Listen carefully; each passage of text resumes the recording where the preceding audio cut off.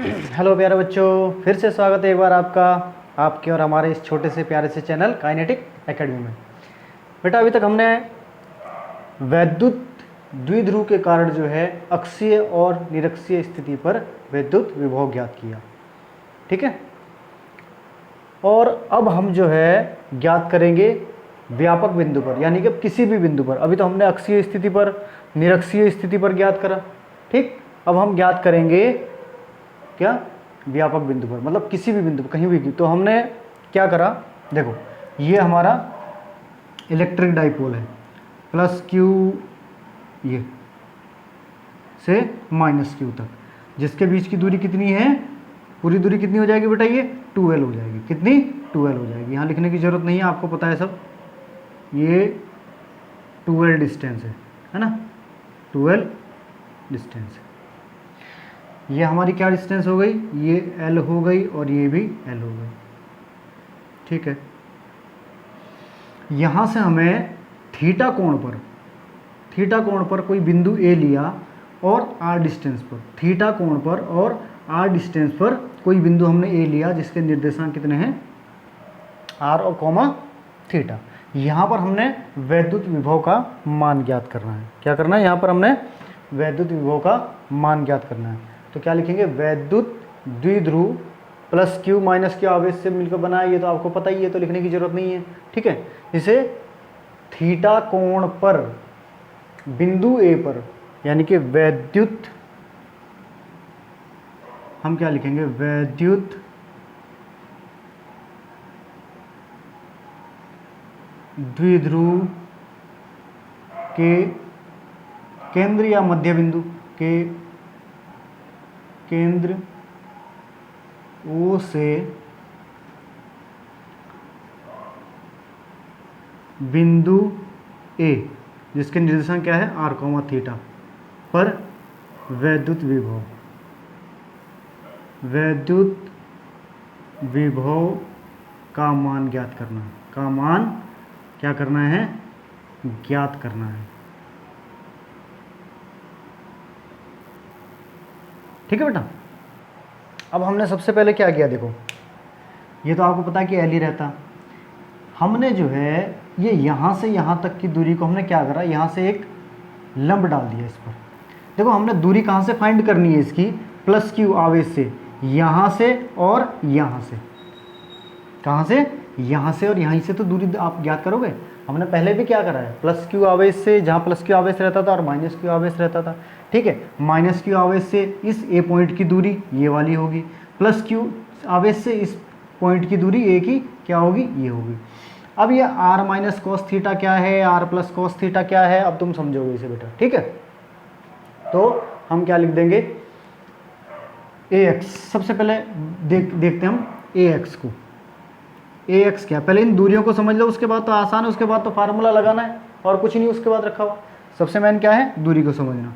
ए x दूरी क्या है बेटा, ए एक्स दूरी जो है, देखो हमने ये जो ए एक्स दूरी हमारे पास क्या थी, पहले ये वाली थी आर, बिंदु ए के लिए डिस्टेंस कितनी थी, आर थी। हमने क्या करा, जितनी दूरी यहाँ से ये प्लस क्यू आवेश से ए तक की दूरी थी, ठीक, उतनी दूरी हमने इसमें से काट ली। किसमें से, जो हमारी ये आर डिस्टेंस थी, हमने यहाँ से यहाँ तक की दूरी काट ली। यहाँ से एक इसके ऊपर हमने लंब डाल दिया, यहाँ से क्या कर दिया, लंब डाल दिया। अब ये दोनों आपस में, अब ये दोनों बराबर हैं। ये वाली कौन सी है बराबर, ए एक्स और ए एन, यहाँ हमने एन नाम दे दिया इसे। ए एक्स और ए एन क्या है, आपस में बराबर है, यानी कि ए एक्स बराबर क्या है, ए एन। ए एक्स बराबर क्या हो गई, ए एन। अब देखो बेटा, ये जो ए एन दूरी है ये कितनी है, ये टोटल यहाँ से यहाँ तक की कितनी है, आर है।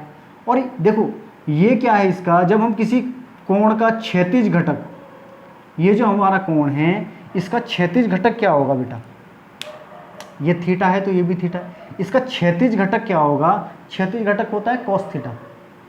इस कोण का क्षैतिज घटक कितना होगा, कॉस थीटा होगा। ठीक, तो ये क्या हो जाएगा हमारा, एल कॉस थीटा। ये क्या हो जाएगा हमारा, एल कॉस थीटा। भाई डिस्टेंस तो इतनी है ना यार, अगर तुम इसे घुमाओगे वापस तो यही बन जाएगा। डिस्टेंस ये कितनी है, इतनी, एल कॉस थीटा हो जाएगा ये। ठीक है, तो ये जो है ये टोटल डिस्टेंस कितनी हो जाएगी, यहाँ से यहाँ तक की हमारी जो है, जो ये ए एन थी, ए एन हम क्या करेंगे, टोटल आर में से क्या घटा देंगे, एल कॉस थीटा को। क्या घटा देंगे, आर में से क्या माइनस कर देंगे, L cos theta, L cos theta. इतनी बात समझ में आ गई। क्षैतिज घटक के कारण ये कॉस थीटा हो गया, ठीक है। और ये क्या था, इलेक्ट्रिक डाइपोल की जो मिड पॉइंट से डिस्टेंस थी एल, इस कारण ये एल कॉस थीटा हुआ। ऐसे ही यहाँ पर भी है, ऐसे ही यहाँ पर भी है। क्षैतिज घटक कौन सा है, ये एल कॉस थीटा है, क्षैतिज घटक एल कॉस थीटा है, ठीक है। चलो हमारी ये ए एक्स की दूरी है। अब बात करते हैं हम उसकी ए वाई की। अब बात करते हैं हम ए वाई। ए वाई जो बेटा हमारी दूरी है, ये ए वाई हमने इसको बढ़ाया ही इसलिए है कि ये यहाँ से यहाँ तक की दूरी, हमें कौन सी दूरी थी, ये ए वाई के बराबर हमने ये यहाँ से यहाँ तक की दूरी ली। हमने इसको आगे इतना बढ़ाया है कि ये इस डिस्टेंस के बराबर हो जाए, ए वाई के बराबर, क्योंकि हमें दूरी क्या ए वाई चाहिए थी, ठीक। इसलिए अब यहाँ से यहाँ तक की दूरी आर है। यहाँ से हमने क्या कहा था कि आर जो है, आर डिस्टेंस दूरी पर कोई बिंदु क्या है, ओ से आर दूरी पर हमें क्या करना है, विद्युत विभव का मान ज्ञात करना है। तो ओ से आर दूरी, ये पूरी कितनी, यहाँ से यहाँ तक आर है, यहाँ से यहाँ तक कितनी होगी, एल कॉस थीटा। तो पूरी क्या हो जाएगी, R plus L cos theta, R plus L cos theta. तो ये क्या है, इसके इक्वल है। तो ए वाई किसके इक्वल है, ए एम के। किसके इक्वल है, ए एम के इक्वल है। तो ये क्या हो जाएगी, आर प्लस के एल कॉस थीटा। बस अब डिस्टेंस आ गई, अब तो कोई दिक्कत है ही नहीं। अब क्या करोगे, प्लस क्यू आवेश के कारण या माइनस क्यू, जो भी आप पहले लेना चाहते हो, प्लस क्यू आवेश के कारण बिंदु ए पर विद्युत विभव, प्लस क्यू चार्ज के कारण क्या हो जाएगा, V X. V X equal to कितना हो जाएगा बेटा, वही 1/4 पाई एप्सिलॉन नॉट, और क्या क्यू अपॉन कितनी डिस्टेंस है, आर माइनस के L cos theta, R minus के एल कॉस थीटा।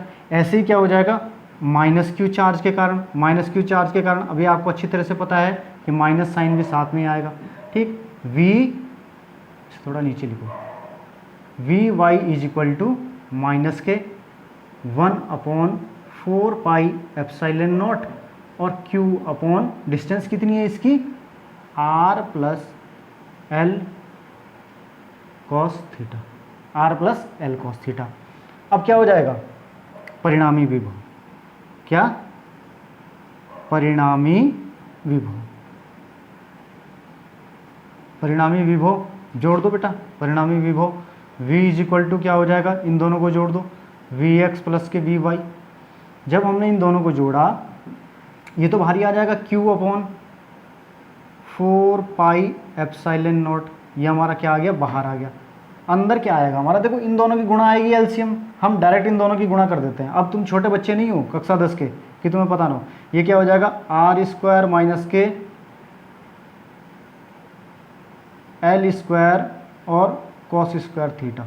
इतनी बात तो समझते हो बेटा, ठीक। अब ऊपर क्या आ जाएगा, देखो ऊपर हमारे पास और कुछ नहीं है, एक तो ये वी एक्स है, वी एक्स की वैल्यू जब ये इसकी मल्टीप्लाई, जब हमने क्या लिया, इन दोनों का एलसीएम लिया, इसका और इसका, तो यहाँ पे तो ये आ जाएगा आर प्लस के एल कॉस थीटा, और माइनस इधर क्या आ जाएगा हमारा, R minus L cos theta आता, तो ये माइनस के आर प्लस के L cos theta due to minus sign, due to minus sign, ठीक है। तो हमारा क्या कैंसिल हो गया, आर से आर कैंसिल हो गया।